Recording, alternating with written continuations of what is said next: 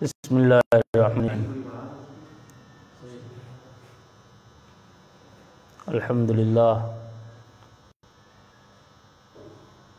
الحمدللہ وکفیٰ وسلام علی عبادہ الذین اصطفیٰ، اما بعد۔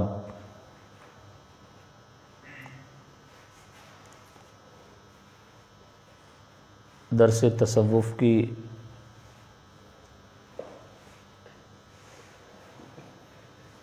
یہ محفل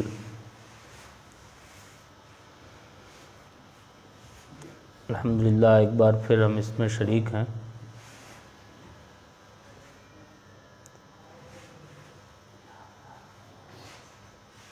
پچھلے ہفتے میں نے آپ سے عرض کیا تھا کہ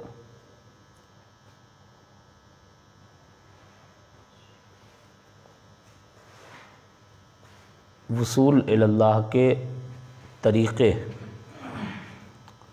آپ کے سامنے مختصر عرض کروں گا۔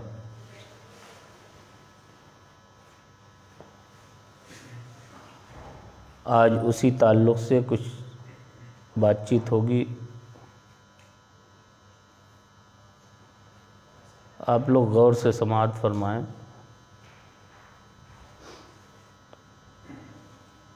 اور پچھلے دروس کی طرح اسے بھی یاد رکھنے کی کوشش کریں۔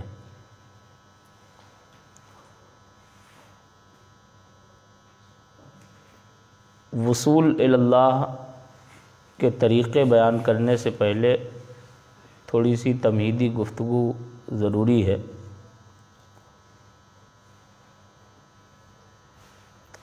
تاکہ ہمیں اور آپ کو یہ معلوم ہو سکے کہ وصول الی اللہ اور قرب کسے کہتے ہیں۔ سب سے پہلی چیز تو یہ ہے کہ قرب کا معنی کیا ہے اور اس کے بعد میں پھر قرب کے حصول کا راستہ اور طریقہ جانا جائے۔ قرب اصطلاح صوفیہ میں رفع حجب کا نام ہے۔ رفع کا مطلب اٹھنا اور حجب یہ حجاب کی جمع ہے، یعنی پردوں کا اٹھنا۔ قرب الہی ہمارے اور آپ کے جسمانی قرب کی طرح نہیں ہو سکتا، کیونکہ وہ جسم و جسمانیت سے پاک ہے۔ اس لیے اس کی بارگاہ میں جسے بھی تقرب حاصل ہوگا وہ کسی اور معنی کر ہوگا۔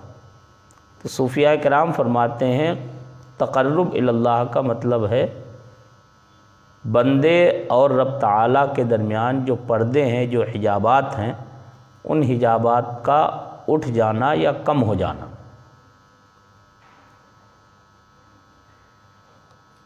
اللہ رب العزت کی بارگاہ میں وصول کے لیے بندے اور رب تعالیٰ کے درمیان بے شمار حجابات ہوتے ہیں۔ ان میں کچھ پردے نورانی کہلاتے ہیں اور کچھ ظلمانی کہلاتے ہیں۔ یہ بھی دھیان رکھیں آپ کہ کچھ الفاظ اصطلاحی ہونے کی وجہ سے ہم انہیں اصل لفظ میں ہی پہلے تعبیر کرتے ہیں اور اس کے بعد میں پھر اس کی تعبیر اور تشریح کر دیتے ہیں۔ یہ اس لیے بھی ضروری ہے تاکہ آپ کو اصطلاح تصوف بھی معلوم ہو جائے اور صوفیہ کے مخصوص الفاظ سے مناسبت بھی پیدا ہو جائے۔ ورنہ آپ دیگر کتابوں میں پڑھیں گے تصوف کی تو پھر وہ بات آپ کے اچھی طرح سے اگر آپ ان کے معنی اور مفہوم سے واقف نہیں ہوں گے تو سمجھ میں نہیں آئے گی۔ تو اس لیے جو ہے آپ ان چیزوں کو یاد رکھیں کہ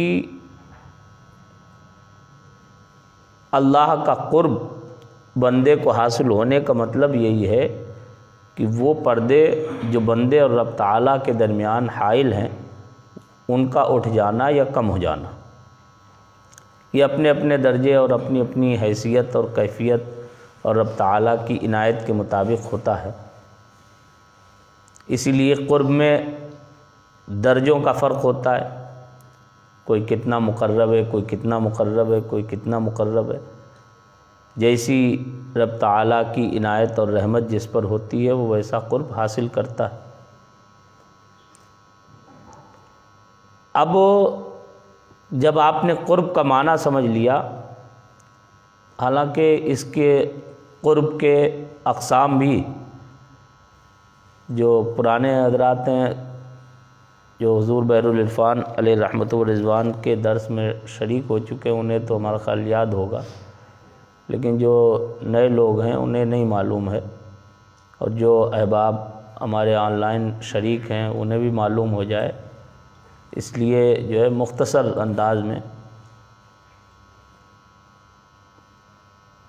قرب کی صوفیاء کرام نے دو قسمیں بیان کی۔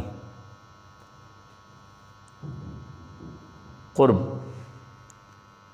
وہ فرماتے ہیں ایک قرب نبوت ہے اور ایک قرب ولایت،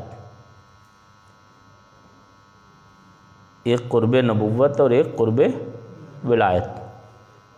آپ ان الفاظ سے ہی سمجھ رہے ہوں گے کہ قرب نبوت وہ ہے جو انبیاء کرام علیہم السلام کو بالرسالت حاصل ہوتا ہے۔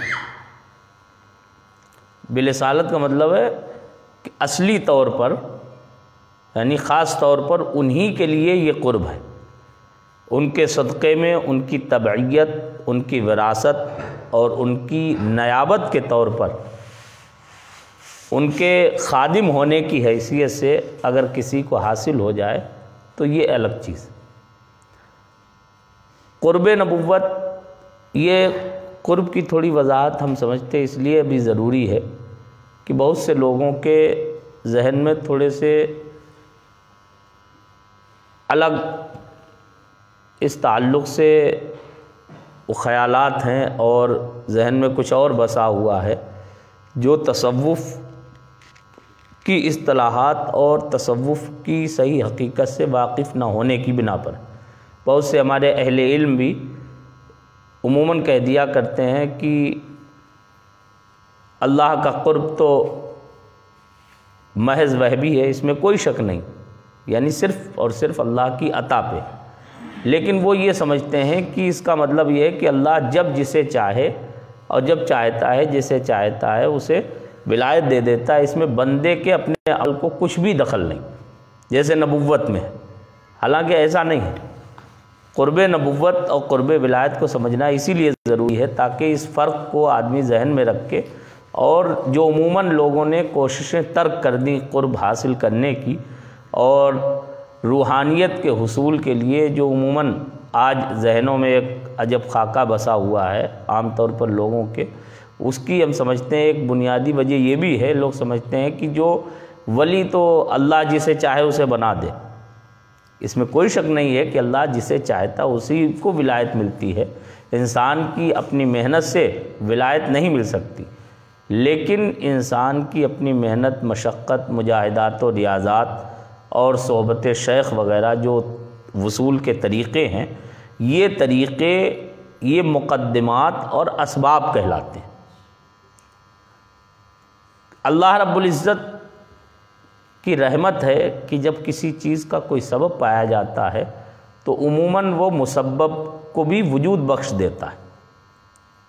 یہ دنیا دارالعمل ہے، عالم اسباب ہے، یہاں ہر چیز عموماً سبب سے متعلق ہے، جس چیز کا سبب پایا جائے گا تو اس کا مسبب بھی پایا جائے گا۔ بات سمجھ رہے ہیں؟ تو اس لیے جو ہے قرب نبوت اور قرب ولایت کو آپ سمجھ لیں، پھر اس کے بعد ہم مختصر بات کو زیادہ بڑھانا نہیں چاہتے، لیکن یہ ہم سمجھتے ہیں بہت اہم چیزیں ہیں، آپ انہیں اپنے ذہن میں رکھیں۔ اس سے بہت سی جو آپ کے ذہنوں میں طرح طرح کی باتیں آتی ہیں، شبہات آتے ہیں، وہ شبہات اور اشکالات دور ہو جائیں گے۔ آدمی جب کسی چیز کی حقیقت نہیں جانتا ہے تو عموماً اسے بہت سی ٹھوکریں لگتی ہیں اور دھوکہ کھا جاتا ہے۔ قرب نبوت جو انبیاء کرام علیہم السلام کو حاصل ہے بالرسالت، یعنی اللہ رب العزت کا محض اپنے فضل سے بندے کو اپنی طرف کھینچ لینا، اس میں کسی بھی بندے کے کسی بھی عمل کو ذرہ برابر کوئی دخل نہیں ہوتا۔ یہ دھیان رکھیں آپ۔ انبیاء کرام علیہ السلام کے بارے میں آپ نے عقائد کی کتابوں میں پڑھا ہوگا، عموماً ذکر کیا جاتا ہے کہ نبی کوئی اپنی محنت سے نہیں بن سکتا، اپنے مجاہدے ریاضت سے، اپنی نیکی اور پرہیزگاری کے بلبوتے پر کوئی نبی نہیں بن سکتا۔ نبی وہی ہے جسے اللہ رب العزت نے چن لیا، اسی کو راہ اجتباء کہتے ہیں تصوف میں۔ راہ اجتباء، اللہ کا بندے کو چن لینا، اللہ کا بندے کو چن لینا۔ بات سمجھ رہے ہیں؟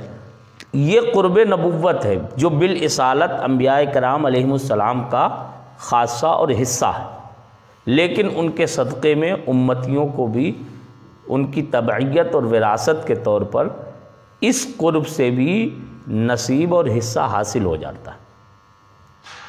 جیسا کہ سرکار امام ربانی مجدد الفسانی رضی اللہ تعالیٰ عنہ نے اور ان کے خلفاء مریدین اور ان کے سلسلے کے منتسبین اہل کمال نے بڑی صراحت اور وضاحت کے ساتھ اس بات کو ذکر کیا، اور ان کے مشہور ہی ہیں وہ درجات اور وہ کمالات وغیرہ، وہ انشاءاللہ پھر کبھی وہ ہم ذکر کریں گے۔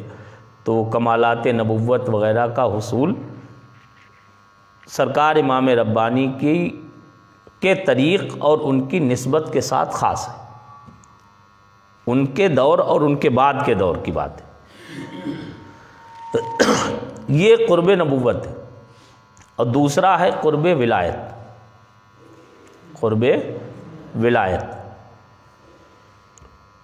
قرب ولایت میں بھی دو شقیں ہیں۔ ایک تو راہ اجتباء سے متعلق ہے کہ جس میں اللہ رب العزت محض اپنے فضل و کرم سے کسی بندے کو اپنے قرب سے مالا مال فرما دے، غیر نبی کو۔ بات سمجھ رہے ہیں؟ اور دوسری راہ کہلاتی ہے راہ انابت۔ راہ انابت، انابت کا مطلب ہوتا ہے، عربی کا لفظ ہے رجوع کرنا، یعنی اللہ کی طرف بندے کا پلٹنا، اللہ رب العزت کی بارگاہ کی طرف متوجہ ہونا۔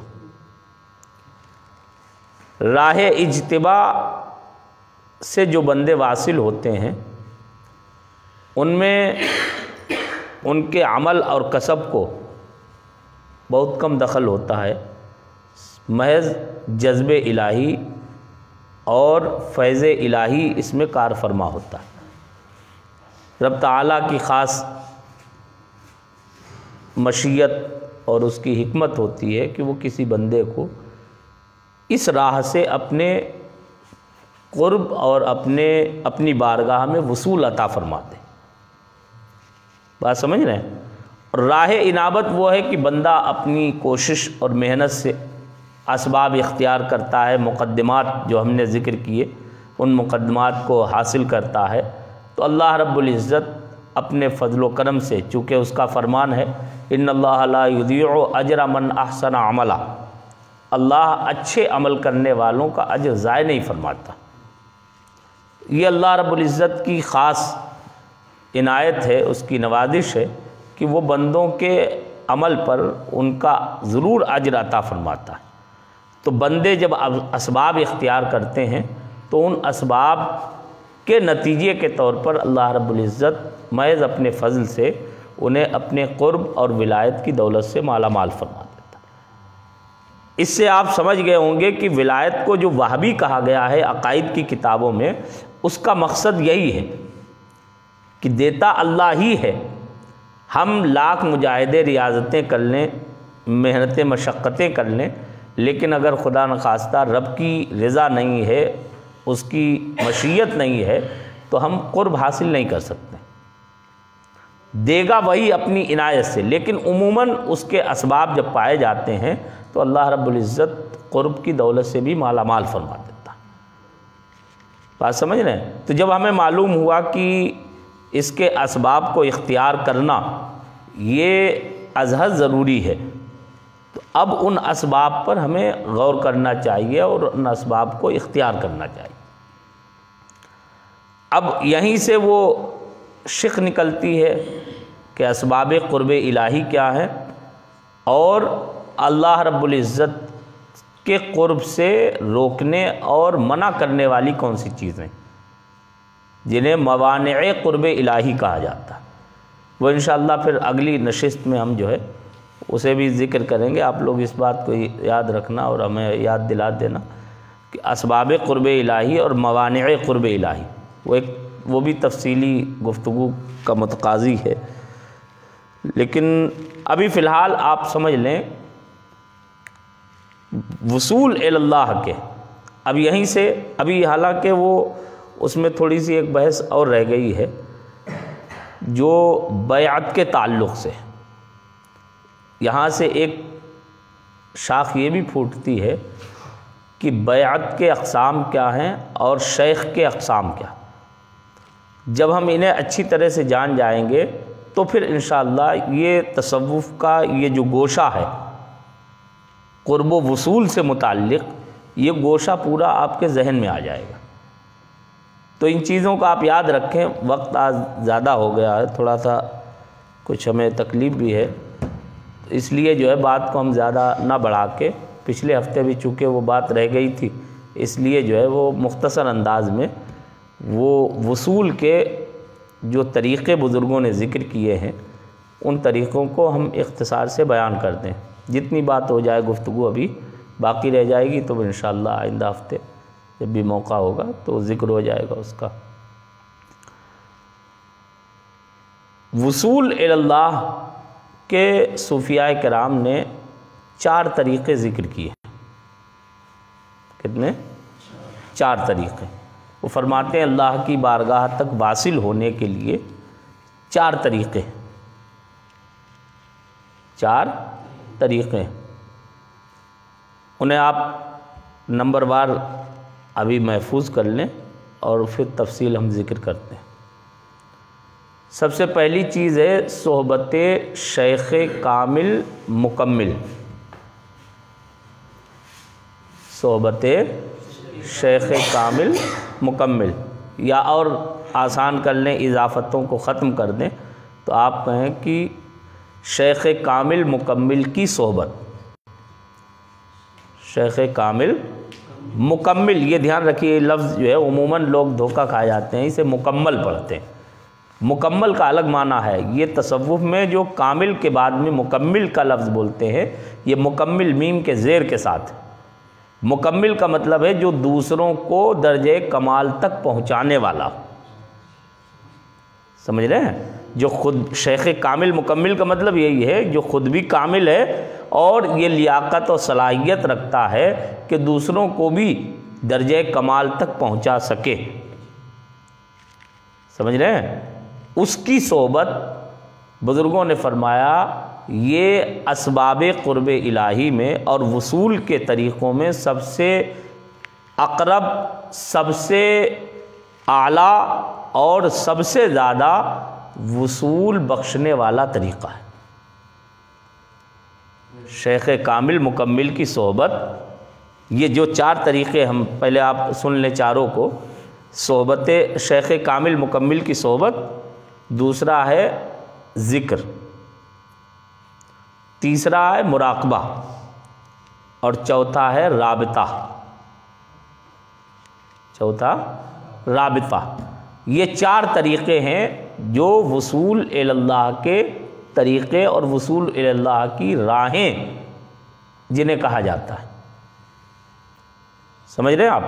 اب آپ سمجھیں کہ چاروں طریقوں میں سب سے اعلیٰ اور افضل اور سب سے زیادہ نفع بخش طریقہ صحبت شیخ ہے. صحبت شیخ. شیخ کی صحبت مرید کو کس طرح قرب الہی کی دولت سے مالا مال کرتی ہے، یہ ہم نے اور آپ نے خود الحمدللہ جو ہے اپنی نگاہوں سے دیکھا ہے۔ حضور بحر العرفان علیہ رحمت و رضوان کی بارگاہ میں اکتساب فیض کرنے والوں کہ بہت سے لوگ جو اکتساب فیض کرتے تھے ان میں زیادہ تر تو وہ تھے کہ جنہیں کوئی نہ مجاہدہ، جن کے پاس نہ کوئی ریاضت، نہ کوئی قرب الہی کے حصول کے لیے ویسی محنت اور مشقت، لیکن اس کے باوجود جو ہے جو جس لائق تھا اسے بھرپور اتنا حصہ حاصل ہوا۔ تو یہ شیخ کامل کی صحبت کی برکت۔ شیخ کامل کی صحبت کا معاملہ ہم پیچھے پہلے بھی بتا چکے ہیں کہ ایسے ہوتا ہے کہ جیسے سورج کی دھوپ سے خربوزہ پکتا ہے، سورج کی دھوپ سے خربوزہ پک جاتا ہے دھیرے دھیرے، خربوزے کے کسی عمل کو، کسی کوشش کو اس میں کوئی دخل نہیں ہوتا، نہ اس کی کوئی محنت ہوتی اپنی، صرف اور صرف یہ سورج کی شعاؤں اور کرنوں کا کمال ہوتا ہے کہ وہ رفتہ رفتہ اسے بالکل پکا کے اور درجہ کمال تک پہنچا دیتا ہے۔ یہی شیخ کامل مکمل کی صحبت کا اثر ہوتا ہے۔ بزرگوں نے فرمایا شیخ کامل مکمل کی صحبت یہ اکسیر اعظم ہے، اکسیر اعظم۔ سرکار امام ربانی مجدد الفسانی رضی اللہ عنہ نے بڑا پیارا جملہ بیان بولا یہاں پر، فرماتے ہیں شیخ کامل مکمل کبریت احمر ہے، کبریت احمر، سرخ سونا، سب سے قیمتی سب سے اہم سونا جو ہے وہ سرخ سونا مانا جاتا ہے۔ وہ فرماتے ہیں شیخ کامل مکمل جو ہے وہ کبریت احمر ہے کہ جو اس سے ٹچ ہو جاتا ہے وہ بھی سونا بن جاتا ہے۔ شیخ کامل مکمل فرماتے ہیں اگر صدیوں میں میسر آ جائے تو یہ اللہ کا بہت بڑا فضل اور احسان۔